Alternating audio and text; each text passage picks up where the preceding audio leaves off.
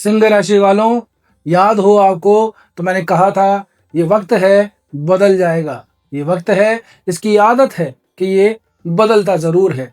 सिंह गर्जन शत्रु मर्दन, यही हमने पिछली बार वाले वीडियो में आपको कहा था और वही कहानी अब सच होते हुए जा रही है। जिन परेशानियों से आप दो दो चार हो रहे हैं उनको थोड़ा हल्का करने का समय है। सिंह राशि वालों के लिए मंगल का प्रवास हो रहा है अपनी मूल त्रिकोण की राशि जो कि आपके भाग्य भाव में पड़ती है। भाग्य सबसे इंपॉर्टेंट पूरी कुंडली के अंदर भाव होता है, यहीं से ही हम नवमांश भी निकालते हैं, ठीक है ना।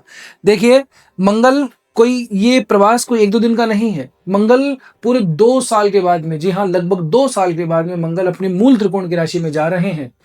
1 जून 2024 को मंगल ने मेष राशि में प्रवेश किया था, उसके बाद अब कहीं जाकर के मंगल अपने घर लौट रहे हैं, भाग्य में वृद्धि करते नजर आ रहे हैं। और यहीं पे ही आपके जो लग्नेश जो राशि जो भगवान सूर्य नारायण बनते हैं वो आपके अभी मेष राशि में ही है। 11 मई से लेकर 15 मई के बीच का जो समय है ये जबरदस्त उन्नति वाला होने वाला है, क्योंकि इन दोनों जो ग्रह हैं, ये 2 ग्रह सूर्य और मंगल आदित्य मंगल नामक योग बनाते हैं और ये आपके भाग्य भाव के अंदर ही बनाएंगे।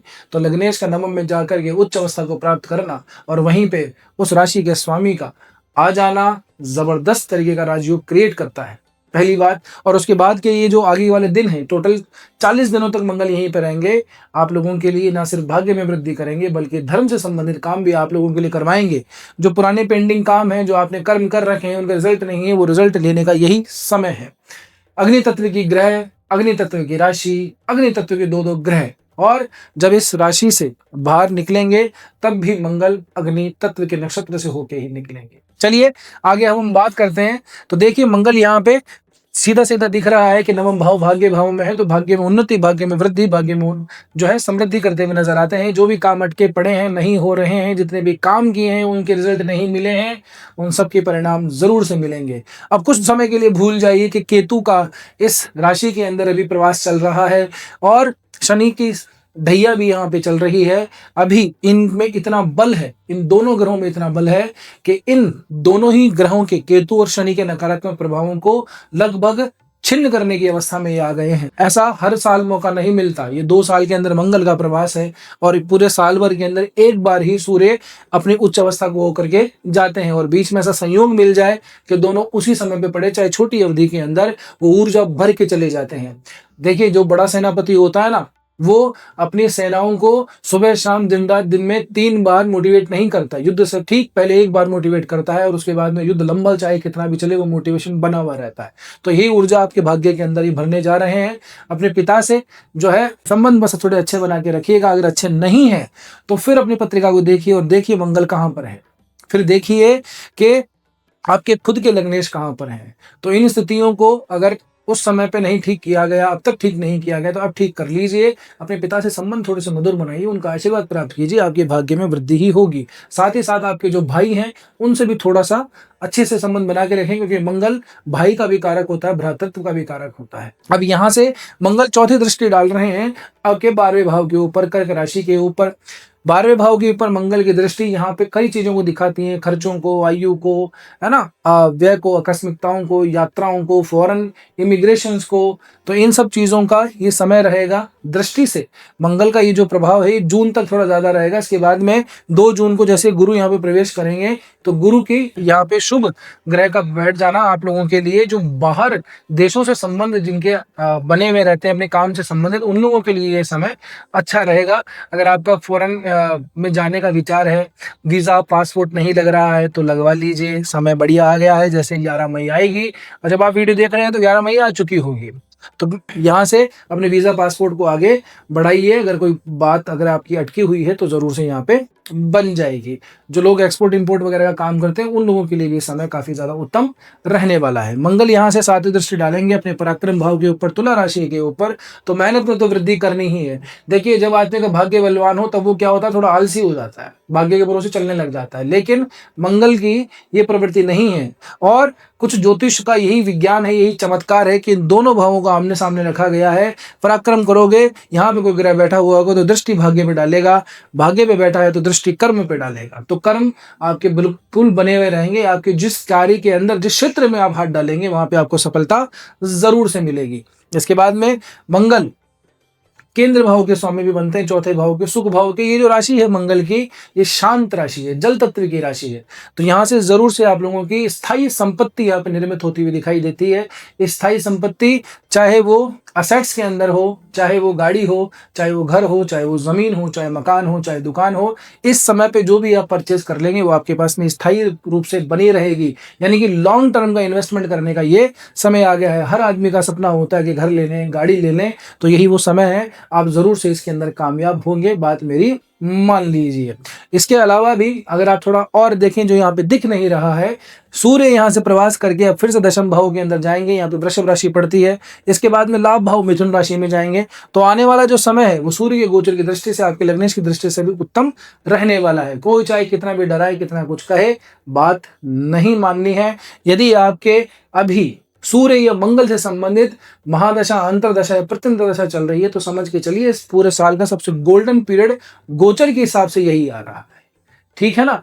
अगर ऐसा नहीं है, इनके अलावा किसी नेगेटिव ग्रहों की दशाएं अंतर्दशाएं चल रही हैं, शनि की चल रही है, केतु की चल रही है, राहु की चल रही है, तब थोड़ी समस्याएं देखने को मिल सकती है। अलग अलग पत्रिका, अलग अलग व्यक्ति, अलग अलग जीवन, अलग अलग जीवन की संभावना, अलग अलग जीवन की परेशानियां। बहरहाल तो गोचर से तो आप बिल्कुल आप मस्त हो जाइए। ये समय आप लोगों के लिए बहुत ज्यादा उत्तम रहने वाला है। इसके अलावा अगर कोई परेशानी है और उसका समाधान जानना चाहते हैं, ज्योतिष समाधान जानना चाहते हैं, हमसे संपर्क करना चाहते हैं, तो निश्चित रूप से कर सकते हैं। संपर्क सूत्र दिए हुए हैं, अपना अपॉइंटमेंट बुक करवा सकते हैं। अब बात कर लेते हैं इस प्रवास के दौरान किन किन नक्षत्रों से होकर मंगल गुजरेंगे और उनका क्या क्या प्रभाव पड़ेगा, थोड़ा सूक्ष्म विश्लेषण कर लेते हैं।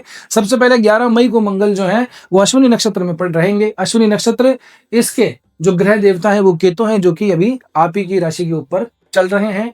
और इनके जो नक्षत्र देवता है वो अश्विनी कुमार हैं। अश्विनी कुमार, दो जुड़े हुए सर घोड़ों के, आपने अगर इस तरह के देवता देखे हो तो अश्विनी कुमार ही हैं। ये समृद्धि के देवता हैं, ये चिकित्सा के देवता हैं, ये हीलिंग के देवता हैं, ये यौवन के, शक्ति के, ऊर्जा के देवता हैं। तो जैसे ही मंगल यहाँ पे आएंगे, नक्षत्र में भी बहुत ज्यादा शुभदायी फल आप लोगों को देंगे। केतु की वजह से डरना नहीं है, और केतु आपके इस राशि के ऊपर ये भी चल रहा है, तो आप ये मान के चलिए कि केतु का शुभ आपको फल ही प्राप्त होगा। ठीक है जनाब। इसलिए केतु को क्या है, मेडिसिन का भी देवता माना जाता है। केतु की वजह से हम आयुर्वेद को, चिकित्सा को, इन गूढ़ विद्याओं को देखते हैं, क्योंकि प्रथम जो नक्षत्र है वो केतु का ही पड़ता है, और उसके देवता, अधिष्ठाता जो देवता है वो अश्विनी कुमार पड़ते हैं। ठीक है। तो जीवन में रहस्यात्मकता, गूढ़ता, ये सब प्राप्त होंगी, और ये सब चीजें भाग्य से जरूर स्ट्रॉन्ग रूप से जुड़ी हुई होती हैं, तो आपको भाग्य का सपोर्ट जरूर से मिलेगा। इसके बाद में भरणी नक्षत्र का समय आता है 29 मई का। 29 मई से लेकर 16 जून तक मंगल भरणी नक्षत्र में रहेंगे। देवता बनते हैं इसके शुक्र, ग्रह देवता, और वैसे इसके नक्षत्र देवता बनते हैं यमराज। अब यमराज का नाम सुनते डर लगता है जनाब। एक तो वैसे ही हमारे केतु बैठा ढैया चल रही है, अब यमराज वाले नक्षत्र में और आगे, तो घबराना नहीं है। यहाँ पे थोड़ा स्ट्रगलिंग फेस व्यक्ति को दिखाता है। ये जो भरणी नक्षत्र है ये थोड़े स्ट्रगल को दिखाता है, लेकिन आफ्टर स्ट्रगल व्यक्ति के अंदर पूरी तरह से परिमार्जन हो जाता है, पूरी तरह से पूर्णता आ जाती है। तो संघर्ष का फल व्यक्ति को जरूर से मिलता है। तो अगर भाग्यवश कोई काम अटक भी जाए ना, तो चिंता मत करना, अपने प्रयास कंटिन्यू करते रहना, आपको रिजल्ट जरूर मिलेगा। 16 जून जैसे ही आएगी, वहां पे ये कृतिका नक्षत्र में प्रवेश करेंगे, और कृतिका नक्षत्र सूर्य का ही नक्षत्र है, और इसके जो देवता बनते हैं वो अग्नि देवता बनते हैं। यानी कि अग्नि ग्रह है, अग्नि राशि है, और अग्नि ही नक्षत्र है, और जो मित्र हैं, जो जिसके बारे में हम बात कर रहे हैं, वो भी अग्नि तत्व की ही राशि है। तो यहाँ पे सब कुछ पुराना जो भी खराब है वो सब स्वाहा हो जाएगा, और पवित्र अग्नि से जो आकाश के अंदर हमारी संदेश पहुंचते हैं वो आपके पहुंच जाएंगे, उसका परिणाम जरूर से मिलेगा। यानी कि भरणी नक्षत्र में जो थोड़ी बहुत परेशानी आपने झेली है, उसका अच्छा रिजल्ट आपको कृतिका नक्षत्र के प्रथम चरण में मिल जाएगा। इसके अलावा जैसे कृतिका नक्षत्र का दूसरा चरण आएगा, मंगल आगे प्रवास कर जाएंगे वृषभ राशि में। जब करेंगे तब की तब बता देंगे। अभी के ये जो 40 दिन है बहुत ज्यादा इंपॉर्टेंट है, ना सिर्फ किस्मत के लिए बल्कि अपनी मेहनत पराक्रम के लिए, संपत्ति सृजन के लिए, अपने व्यक्तित्व में निखार के लिए। एक समय ऐसे समय के अंदर एक चीज और आप लोगों को ध्यान रखनी है कि आपके अंदर जबरदस्त ऊर्जा का प्रस्फुटन होगा। आप बैठ नहीं पाएंगे एक जगह पे, दिमाग में आएगा कि ये कर दूं, वो कर दूं, क्या क्या कर दूं। इतने दिनों से बस बैठा हुआ था, अब तो बस कुछ करने का समय है। अब कुछ भी करके बस मुझे कोई दिशा मिल जाए और मैं आगे बढ़ जाऊं। तो दिशा की अगर कोई समस्या है कि किस दिशा में आगे काम करें, क्या करना चाहिए, क्या नहीं करना चाहिए, तो अपनी पत्रिका देखिए, मंगल और सूर्य की स्थिति देखिए, अपनी दशा, अंतरदशा, प्रत्यंतर दशा को देखिए, और उसके हिसाब से गोचर को फला लीजिए। फिर भी कुछ समझ में नहीं आता है तो ठाकुर जी कृपा से आप हमसे संपर्क कर सकते हैं। कॉन्टेक्ट इन्फॉर्मेशन दी हुई है।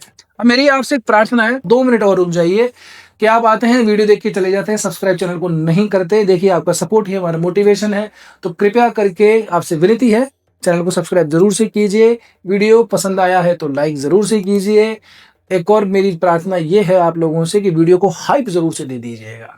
बस आज की वीडियो में इतना ही, मिलते हैं अगले वीडियो में। तब तक के लिए स्वस्थ रहिए, मस्त रहिए, अपना और अपनों का ध्यान रखिए। जय श्री कृष्णा, जय श्री राम, हर हर महादेव।